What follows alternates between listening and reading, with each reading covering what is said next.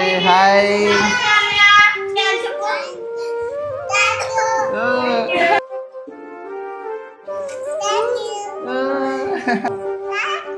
Thank you.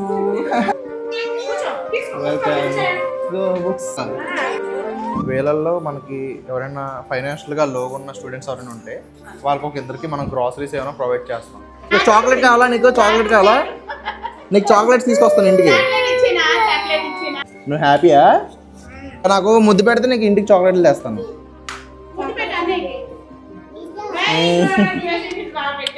అదే madam support చేశారు. Thank you.